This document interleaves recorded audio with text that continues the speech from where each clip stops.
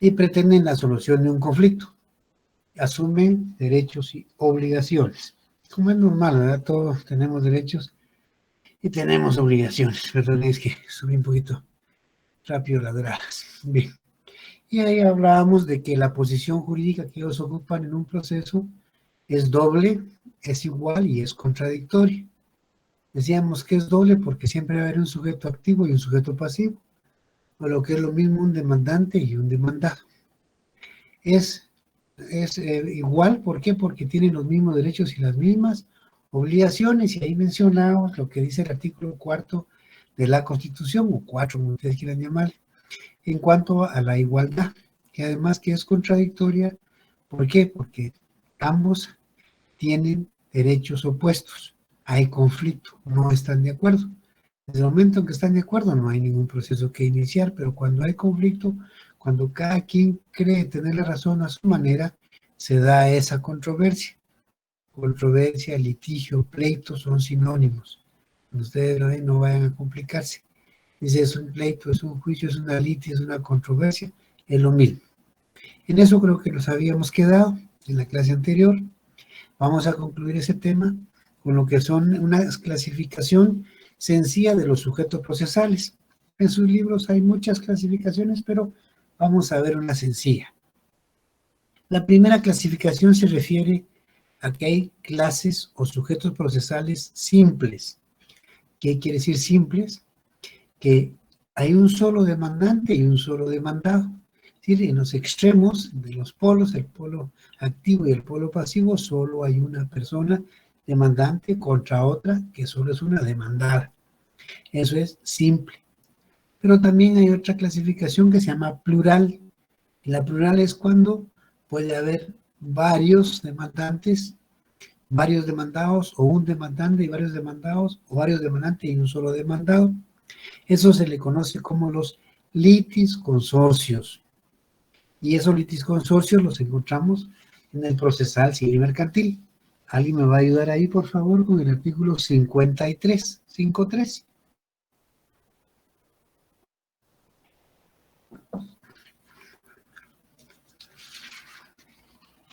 ¿Quién me ayuda?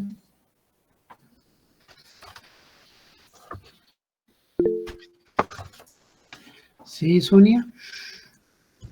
Artículo 53, dijo, licenciado. Sí, 53.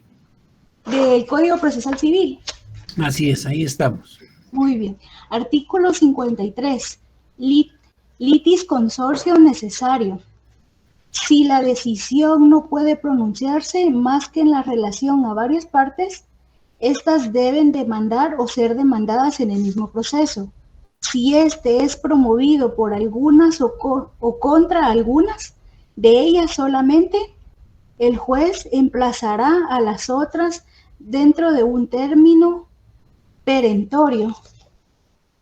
Gracias, Sonia. Entonces ahí estamos, que hay litisconsorcio cuando pueden haber varios demandantes o varios demandados. Y aquí se nos demanda a una clasificación adicional, que son los litisconsorcios activos, pasivos y mixtos. Fíjense bien. Estamos hablando primero que nada de la clasificación de las partes en simples y plurales. Simples cuando solo una persona es demandante y una persona es demandada, nada más. Plural ya implica varios, plural, ¿verdad? Se recuerdan ustedes cuando enseñaron en la escuela lo que es singular y lo que es plural. Pues aquí vamos a los simples, igual que singular. Plural es que hay varios demandantes y varios demandados. Y para eso, la misma ley nos señala una clasificación. Ya leímos el artículo 53 y ahí van a decir ustedes a qué se refiere esa si encuadra la clasificación que vamos a ver en ese artículo. Los litisconsorcios pueden ser activo, pasivo y mixto. Cuando un litisconsorcio es activo, cuando hay varios demandantes contra un solo demandado. Es un litisconsorcio activo. Y es pasivo cuando hay un demandante, pero hay varios demandados. Y es mixto cuando hay varios demandantes y varios demandados. Llevaron la lectura del artículo 53 y si quieren lo leemos de nuevo y me dicen si encuadra estas clasificaciones o cuál de estas se encuadra en ese artículo 53. ¿Quién lo quiere leer de nuevo para que así le pongamos un poquito más de énfasis? ¿Sí, Luis? Sí, buenas noches, licenciado, compañeros. El artículo 53 dice litis consorcio necesario. Si la decisión no puede pronunciarse más que en relación a varias partes, estas deben demandar o ser demandadas en el mismo proceso. Si este es promovido por algunas o contra algunas de ellas, solamente el juez emplazará a las otras dentro de un término perentorio. A ver, entonces, ¿qué litis consorcio se aplica ahí? ¿El activo, el pasivo o el mixto?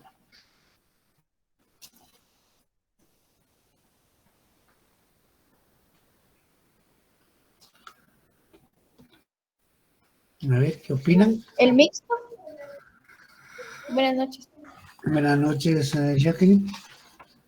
¿Solo el mixto? Léalo bien, solo lean ustedes ahí para ustedes, no para los demás. Léanlo, así Luis, a ver, creo que Luis había pedido de nuevo la palabra, ¿no?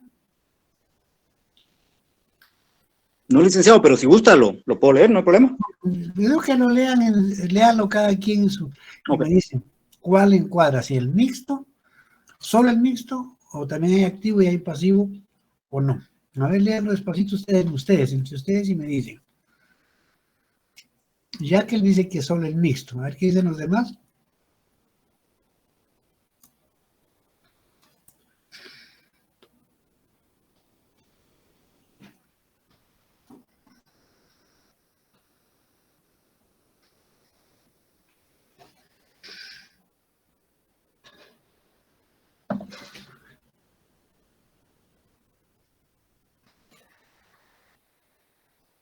A ver qué pasó. Licenciado, yo creo que el activo también. También el activo y el pasivo. También, licenciado. Y estamos También. los tres, exactamente. Jacqueline, así es, sí, Magdalena, ahí están los tres. Porque hay palabras que no dicen y, fíjense que dicen o. Entonces ustedes deben tener cuidado cuando lean a qué se refiere, cuando utilice él, la, los, si es imperativo, si es optativo, fíjense que utiliza, por ejemplo, el o, dice, pues deben demandar o ser demandadas, quiere decir que puede ser cualquiera de los dos lados, no necesariamente juntos.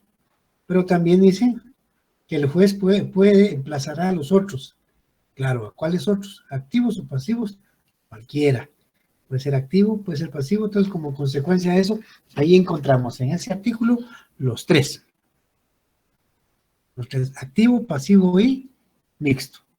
No se les olvide, activo, un solo demandante, varios demandantes, pero un solo demandado, pasivo a la inversa, un solo demandante, varios demandados, y el mixto hay varios de ambos lados. ¿Sí? ¿Estamos ahí? Sí, Andri. Disculpe, licenciado, la pregunta. Tenía la duda, ¿qué es término perentorio? Disculpe. Mire, es que le señalan digamos, le dicen, mire, en el término de 24 horas, no puede hacerlo después. El término ahí termina, es fatal, perentorio. O 2 días, u 8 días. El término perentorio, ahí perece, ahí termina. Eso de perentorio es de que ahí perece. Gracias, licenciado. Bien. Bien, vamos a ver entonces ahora el tema de la acción procesal. En este tema, ya, ¿sí, Jacqueline? Licenciado, disculpe, tengo la duda con el periodo perentorio. Esto también es a veces que les dan como 24 horas para presentar algún, no sé qué, como Sí. una demanda o algo así, ¿verdad? Sí, para que presenten una documentación, justifiquen una personería o algo. Así es, Jacqueline, me dicen perentorio, quiere decir que no puede ir más allá. Si no lo hacen en ese tiempo, se les rechaza. Ok, muchas gracias. Vaya, Jacqueline, ese es el perentorio que perece, ¿vale? Bueno, le damos 24 horas. Empezó hoy a las 8 de la mañana, pues si son horas corridas, pues terminan mañana a las 8 de la mañana, y ahí perecieron. Ya a las 9 ya no, ya a las 9 ya está fuera de tiempo. Bien, vamos a hablar del tema de la acción procesal. Ese tema ya lo hemos platicado, no el tema no, solo el inicio del tema ya lo hemos platicado, ya lo hemos leído, y decíamos que en el caso de En Guatemala se le llama el derecho de petición, pero que este derecho de acción, de accionar, poner en movimiento los órganos originales, viene desde el derecho romano. Y decíamos que, recordábamos al jurisconsulto Celso, que decía que la acción no es otra cosa más que reclamar en un juicio lo que a uno se le debe. Y decíamos también que ese derecho pues corresponde a todos los ciudadanos sin limitación alguna desde Roma. Claro, con los cambios que se ha dado en la humanidad, y fue en la Declaración de los Derechos del Hombre que aprobó la ONU, o sea, la Asamblea de Naciones Unidas, en 1948, cuando se reconoció universalmente el derecho de accionar, de pedir, de solicitarle a una autoridad que resuelva, que intervenga y resuelva sus conflictos. Es el derecho de accionar, de solicitar, de pedir. Y decimos que en el caso de Guatemala lo encontramos no como acción procesal, sino como derecho de petición en el artículo 28. Recordemos, por favor, el artículo 28 para que estemos más cerca del tema. 28, jóvenes.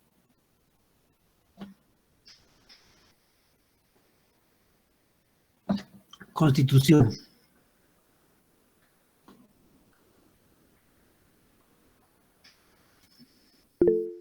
¿Sí, Liana? Artículo 28, licenciado, derecho de petición. Los habitantes de la República de Guatemala tienen derecho a dirigir, individual o colectivamente, peticiones a la autoridad, la que está obligada a tramitarlas y deberá resolverlas conforme a la ley. En materia administrativa, el término para resolver las peticiones y notificar las resoluciones no podrá exceder de 30 días.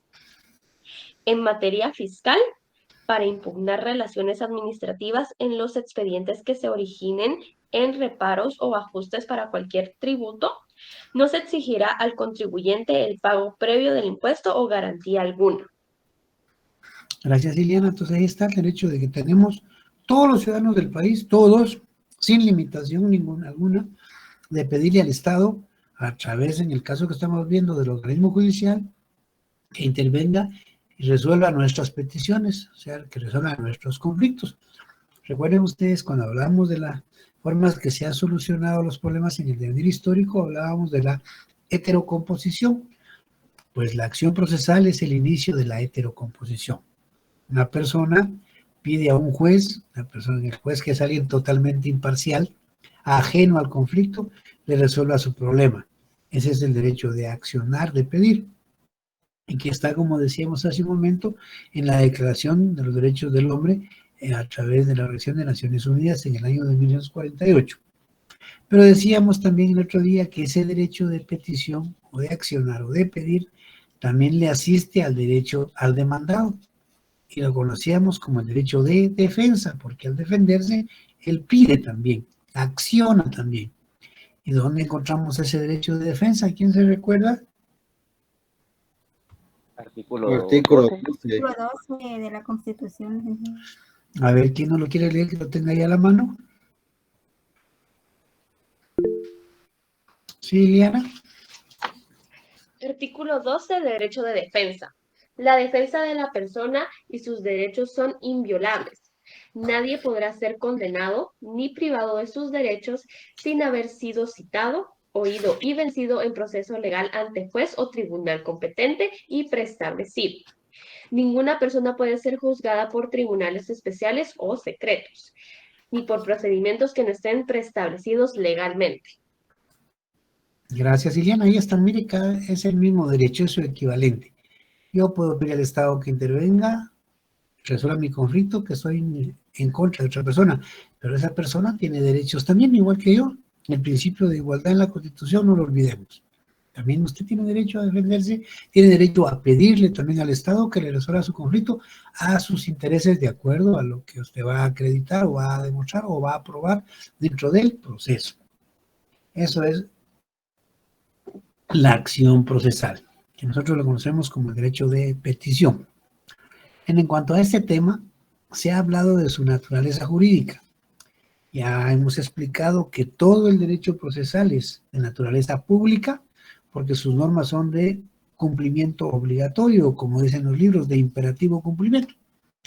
Pero en este tema, como en el de la pretensión que vamos a ver también, en este tema, hay otras teorías. Y vamos a ver solo dos, porque hay una teoría italiana, teoría clásica, teoría hispanoamericana, esas no las vamos a ver. Son dos las que les quiero señalar en concreto. Una se llama teoría del obrar concreto y otra se llama teoría del obrar abstracto. Las dos teorías que explican la naturaleza de la acción procesal, que son las que más aceptan, ¿verdad? Bueno, veamos en qué consiste cada una. La teoría del obrar concreto dice que únicamente la persona que ha sido afectada en sus derechos puede accionar, es decir, puede pedir únicamente. La teoría del obrar abstracto es al contrario, dice que no, que todos los ciudadanos, todas las personas tienen derecho de pedir, independientemente que tengan o no la razón, que hayan sido o no afectados en sus derechos. ¿Cuál es la teoría que aceptamos nosotros? Pregunta. La abstracta, La licenciada. abstracta. ¿Licenciada? Exactamente, sí, Ana, sí, Daniela, esa es la abstracta, porque la ley no limita el derecho de petición. Nada, simplemente, claro, hay que llenar requisitos. Si no los llena, pues los rechaza, pero no es que le esté limitando, sino está ordenando, organizando para evitar el desorden, ¿verdad? Pero nuestra ley, nuestra constitución acepta la teoría del obrar abstracto. Y consecuencia de ello se dan las características de la ley del derecho de petición o de la acción procesal. El primero, que es un derecho abstracto, es decir, es inherente al ser humano. No lo vemos, pues, pero todos lo llevamos. No decimos, es que ahí va Daniela, ahí va David, ahí va Iliana, ahí lleva su derecho de acción, ¿no? ¿Verdad? O mire, ahí va Joel o va Oscar y no lleva nada, no lleva derecho de petición, no. Es un derecho abstracto. No lo vemos, pero nos pertenece a todos los ciudadanos, porque desde el momento en que le dimos al Estado esa facultad de administrar justicia, él nos lo devolvió creando órganos jurisdiccionales y las leyes que nos facultan para eso. Es un derecho abstracto. Es un derecho autónomo, es independientemente del derecho sustantivo. Recuerden que hemos hablado de la diferencia entre derecho procesal o adjetivo y derecho sustantivo. Decíamos que el derecho sustantivo nos señala nuestros derechos y nuestras obligaciones. El derecho adjetivo procesal, la forma de hacer efectivos nuestros derechos. Pero es autónomo porque es independiente que tengamos o no la razón en cuanto al derecho sustantivo que estamos diciendo que fue violado y puede ser que no. Entonces es independiente. También es un derecho público, sí, ¿verdad? Porque pues de cumplimiento obligatorio y es para todos los ciudadanos en general. Y asimismo se plantea ante un órgano jurisdiccional, o lo que es lo mismo ante un juzgado. Esas son sus características. Lo repetimos, es un derecho abstracto, derecho autónomo, es público y se plantea ante un órgano jurisdiccional siempre. Esas son las características de la acción procesal. Y vamos a ver las clasificaciones, pero vamos a ver solo dos. De todas las que hay en los libros, solo vamos a ver dos. La primera se refiere a la acción real, personal y mixta. ¿Cuándo es real, cuándo es personal y cuándo es mixta la acción? Es real cuando lo que estamos discutiendo son derechos reales. ¿Se recuerdan ustedes de sus derechos reales en el derecho romano? ¿A qué se refería el tema de los derechos reales? Recuerden ustedes que a ustedes les dieron el derecho romano en el estatuto real, el estatuto personal y el estatuto procesal. A ver, ¿cuál es el estatuto real o derecho real o acción real que estamos hablando aquí? ¿Quién se recuerda?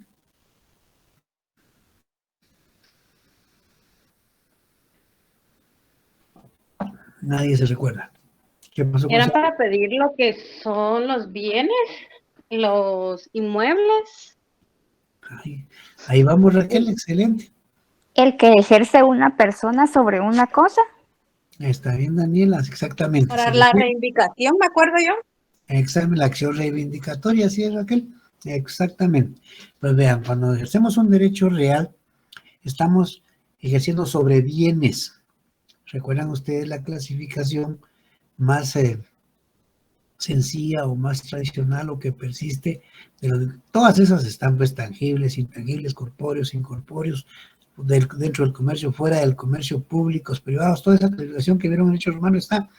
Pero hay una clasificación que es la más importante, que nos vamos a ver acá, que se refiere a la clasificación de bienes muebles y bienes inmuebles. Cuando estamos entonces ante una acción real, estamos discutiendo sobre la propiedad, mueble o inmueble. Es una acción real.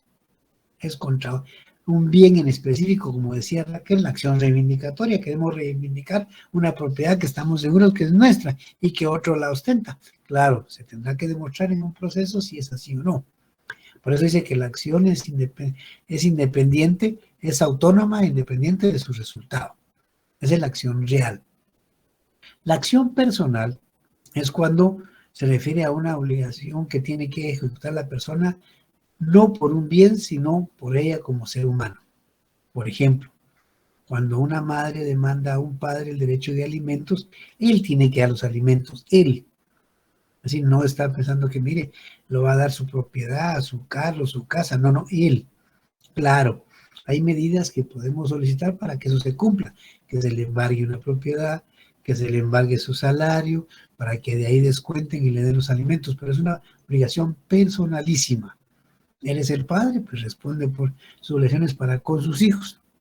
Y es mixta cuando se pretenden las dos cosas, sobre bienes inmuebles o muebles y sobre garantías personales.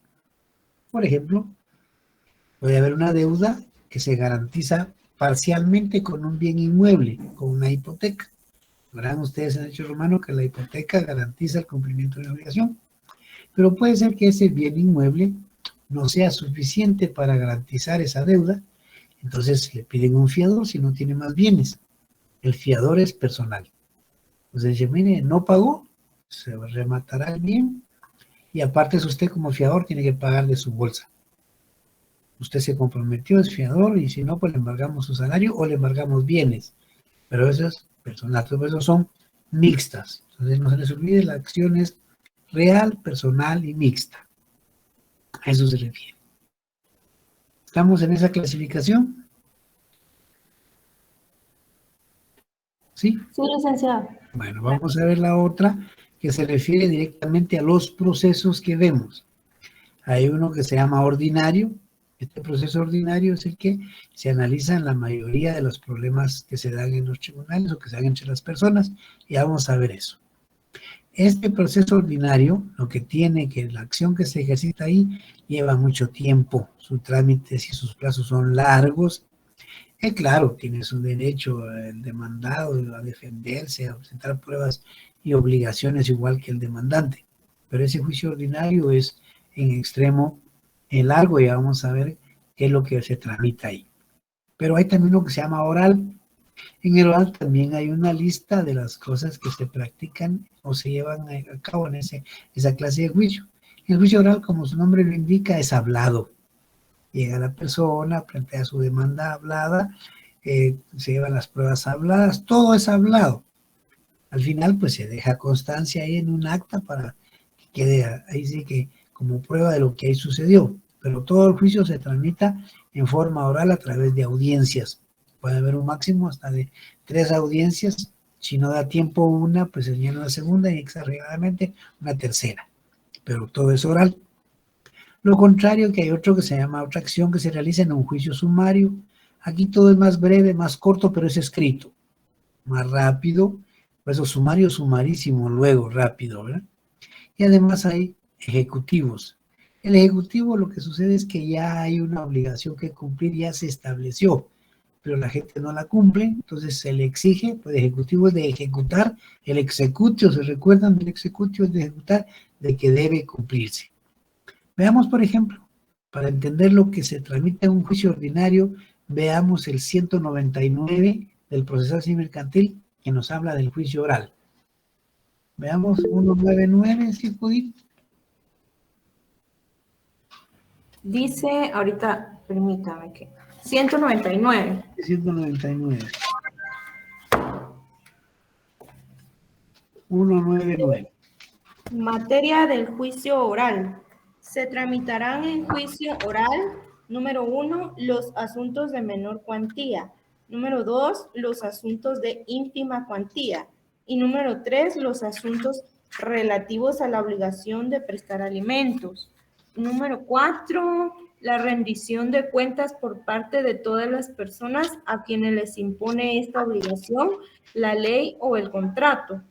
5, la división de la cosa común y las diferencias que sugieren entre los copropietarios en relación a la misma. 6, la declaratoria de jactancia. Y 7, los asuntos que por disposición de la ley o por convenio de las partes deban seguirse en esta vía. Gracias, Judith. Ahí le señaló 7 casos en los que se debe tramitar el juicio oral. 7 casos. Pero en el juicio sumario también señala otros casos. Y veamos el 229. ¿Quién ayuda con el 229? Ya. Si quiere yo, licenciado. Vaya, Judith. 229. Sí. Materia del juicio sumario.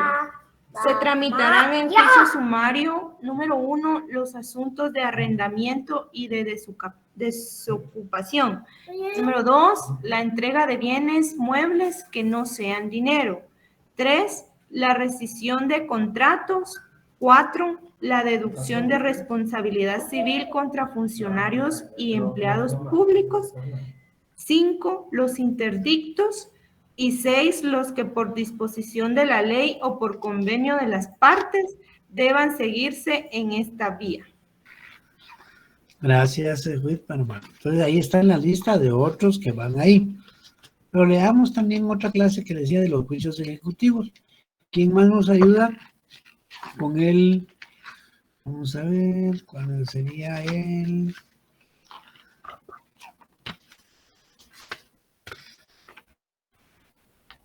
Vamos a ver aquí, el 294, creo que sí, 294. A ver, 294, ¿quién nos ayuda de parte de Judith? Sí, Esther. Y después Ana. Artículo 294. Procedencia de la ejecución en vía de apremio. Procede la ejecución en vía de apremio cuando se pide en virtud de los siguientes títulos, siempre que traigan aparejada la obligación de pagar cantidad de dinero líquida y exigible. Primero, sentencia pasada en autoridad de cosa juzgada. Segundo, laudo arbitral no pendiente de recurso de casación. Tercero, créditos hipotecarios. Cuarto, bonos o cédulas hipotecarias y sus cupones. Quinto, créditos prendarios. Sexto, transacción celebrada en escritura pública. Séptimo, convenio celebrado en el juicio. Gracias, Esther. Y ahora veamos a Ana María, ayúdenos con el 327. ¿Hay un número 8? No. Perdón, ¿en cuál, perdón, Lucía? ¿En el 294? Veámoslo de nuevo. Solo llega al 7, licenciado. Sí, solo 7. Que es el mío, tiene hasta el 8. ¿Qué dice? A ver, cuénteme. Es que el 8 dice convenio o acuerdo aprobado u homologado por juez competente.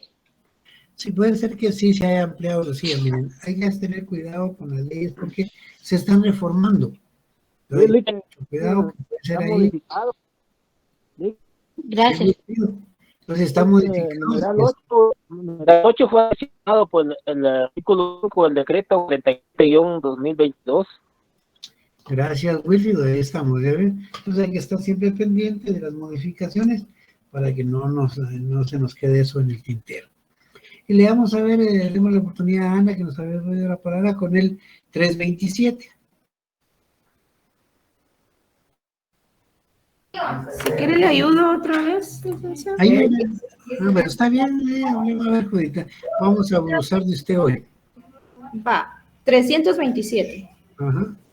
Ok, dice... Permítanme que se me pegó la hoja. Aquí está. Procedencia del juicio ejecutivo. Procede el juicio ejecutivo cuando se promueve en virtud de alguno de los siguientes títulos. Número 1, los testimonios de las escrituras públicas.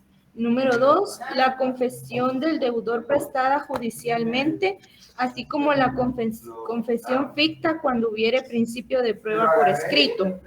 Número 3, documentos privados suscritos por el obligado o por su representante y reconocidos, o que se tengan por reconocidos ante el juez competente, de acuerdo con lo dispuesto en los artículos 98 y 194, y los documentos privados con legalización notarial. Número 4, los testimonios de las actas de protocolación, de protestos de documentos mercantiles y bancarios, o los propios documentos si no fuere legalmente necesario el protesto. Número 5, acta notarial en la que conste el saldo que existiere en contra del deudor, de acuerdo con los 6 libros de contabilidad llevados en forma legal. 6, las pólizas de seguro de ahorros y de fianzas y los títulos de capitalización que sean expendidos por entidades legalmente autorizadas para operar en el país. Y número 7, toda clase de documentos que por disposiciones especiales tengan fuerza ejecutiva. Gracias, Judith. Entonces leímos todos esos. Ahí vimos lo que son el juicio oral, el juicio sumario y los ejecutivos. Pero, ¿qué pasó con lo ordinario? ¿Dónde está en la lista de los ordinarios? Si leímos todas esas clases de juicios y lo que vamos a discutir no está en esa clase de juicios, entonces ¿dónde nos vamos? Nos vamos al artículo 96. ¿Qué nos dice el 96? ¿Quién nos ayuda? Esther. A ver, Ileana. Y después Jacqueline. Artículo 96. Vía ordinaria. Las contiendas que no tengan señalada tramitación especial en este código se ventilarán en juicio ordinario. Gracias, Ariana. Quiere decir que si leímos todas esas clases de juicios, o por qué motivos podemos iniciar, y en esa lista no estaba lo que nosotros vamos a hacer, nos vamos a un juicio ordinario. Si leemos de nuevo todo eso y queremos, por ejemplo, discutir la paternidad de un hijo, la patria potestad, la filiación, no está. Entonces, ¿a dónde nos vamos? A un juicio ordinario, porque dice que no tiene señalada una tramitación especial, no está en esos orales, sumarios, ni ejecutivos. Entonces, bueno, no está ahí, me toca ir al juicio ordinario. Claro, ya sabemos que este juicio ordinario es el más completo, el más largo, podríamos ir hasta un poco más tedioso, pero ahí está. Por ejemplo, si lo que va a discutirse es un divorcio, pues las partes no están de acuerdo, es un divorcio en que hay conflicto, y volvemos a leer otra vez y no encontramos el divorcio allá, quiere decir que nos vamos al juicio ordinario. Todo lo que no esté en la lista de lo que leímos, nos toca ir a un juicio ordinario. Entonces, la acción que vamos a iniciar es en el juicio ordinario. ¿Estamos ahí en las clasificaciones? Esas dos son las más sencillas que vamos a ver, las reales, las personales y las mixtas, y estas del ordinario, oral, sumario y ejecutivo. Esas, las otras déjenlas para estudiarlas, para aprenderlas, pero para la materia de mía, solo esas dos clasificaciones son las que quiero que tengan presentes. ¿Estamos? ¿Estamos? Bien, vamos a ver entonces, ligado a este tema de lo que es la acción procesal, vamos a ver el tema de la pretensión procesal. Fíjense esto. Accionamos, ¿qué quiere decir que accionemos? Que ponemos en movimiento al tribunal, pero tenemos que reunir requisitos básicos para hacerlo. Si no los reunimos, simplemente se nos rechaza nuestra demanda.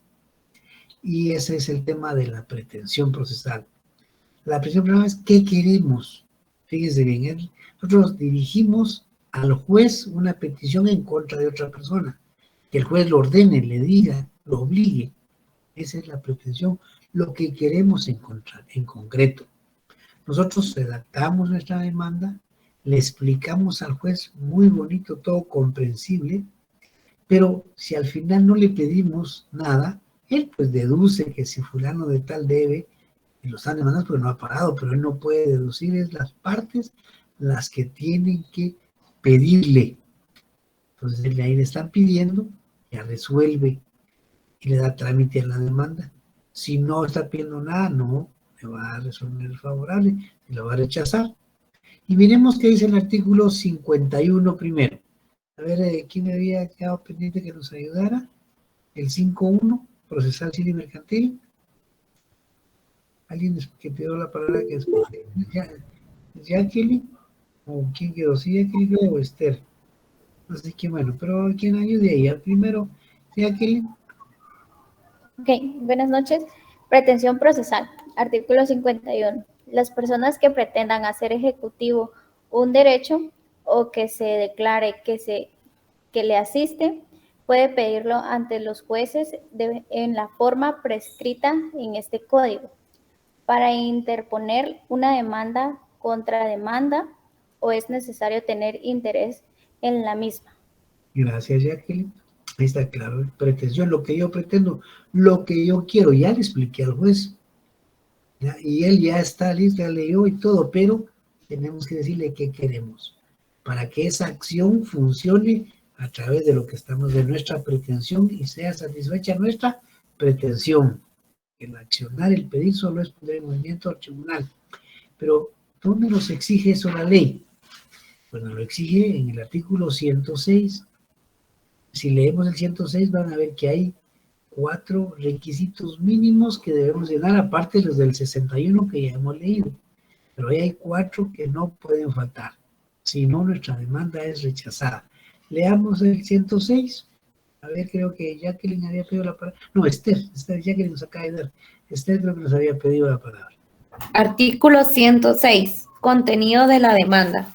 En la demanda se fijarán con claridad y precisión los hechos en que se funde, las pruebas que van a rendirse, los fundamentos de derecho y la petición.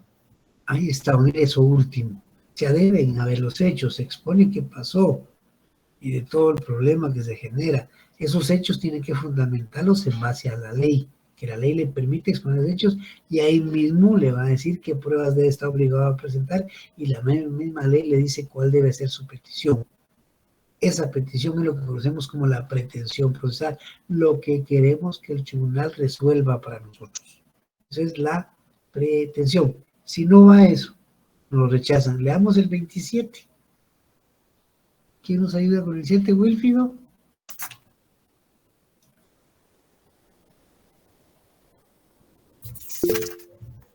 William. Buenas noches, licenciado. Escuchamos. 27. Fundamentos legales. Los tribunales rechazarán en forma razonada toda solicitud que no llene los requisitos que la ley establece. Ahí está claro. Gracias, Lilian. Nos dice el 27 que tenemos que llenar esos requisitos y nos lo vuelve a decir en el 109. Creo que Wilfrido nos había pedido ya el Wilfrido en el 109. Ahorita, licenciado. 109. 109, sí, 109. Omisión de los requisitos legales. Los jueces repelerán de oficio las demandas que no contengan los requisitos establecidos por la ley, expresando los defectos que hayan encontrado. Ahí estamos. Gracias, Wilfrido. Ahí estamos claros. La pretensión, ¿qué queremos? Tenemos que manifestar al juez cuál es nuestro interés. ¿Por qué estamos acudiendo ante él para que obligue a otro? Porque la pretensión se dirige contra el juez, al juez para en contra de otra persona. Y en este tema de la pretensión se aplican las mismas teorías que hablamos de la acción procesal, la teoría del lograr concreto y la del lograr abstracto. Aquí dice la del lograr concreto que únicamente puede pretender quien ha sido afectado en sus derechos. Y la del abstracto dice que cualquiera puede pretender. El resultado es totalmente diferente o igual, lo que él quiere es otra cosa al final del proceso. Sus características son las mismas, es abstracto, es autónomo, es público y se dirige a un órgano jurisdiccional. Esas dos teorías se aplican tanto para la acción procesal como para la pretensión procesal. Pero hay algo adicional que no lo tiene la acción La acción no tiene elementos. ¿Por qué? Porque solo se dirige ante la autoridad y ahí la autoridad se encarga. En cambio, la pretensión sí. Primero tiene los sujetos. ¿Y quiénes son los sujetos que participan? Primero el tribunal, un juez o un juzgado, como le quieran llamar, o un órgano jurisdiccional. Primero tiene que estar ahí porque él debe ser el competente para resolver el conflicto de acuerdo a las reglas que mencionamos de la competencia por la zona de territorio, la cuantía, la materia, el grado, el turno. Primer elemento. Pero debe de haber un sujeto activo, segundo elemento de los sujetos, y un sujeto pasivo. El activo quien reclama y el pasivo contra quien reclama, contra quien está pretendiendo algo. Eso primero que nada. Son los elementos que no los vimos en la acción, sino aquí en la pretensión. El objeto. ¿Cuál es el objeto? A eso se refiere cuál es la razón para que usted demanda, cuál es la causa que lo inspira a demandar. Tiene que decir, por ejemplo, si hay una deuda, pues porque no le paga. Si alquila algún local o alguna habitación, un apartamento, pues no paga la renta y no paga los servicios. Esa es la causa. Si no hay causa, no puede demandar. Pero además, esa pretensión debe ser posible física como moralmente. Si lo que va a pedir debe ser razonable dentro de lo físico y lo moral. Por ejemplo, no vamos a pedir que se obligue a una persona a que nos venda drogas, ¿verdad? Eso es ilícito y es inmoral. Entonces, también tener cuidado con eso.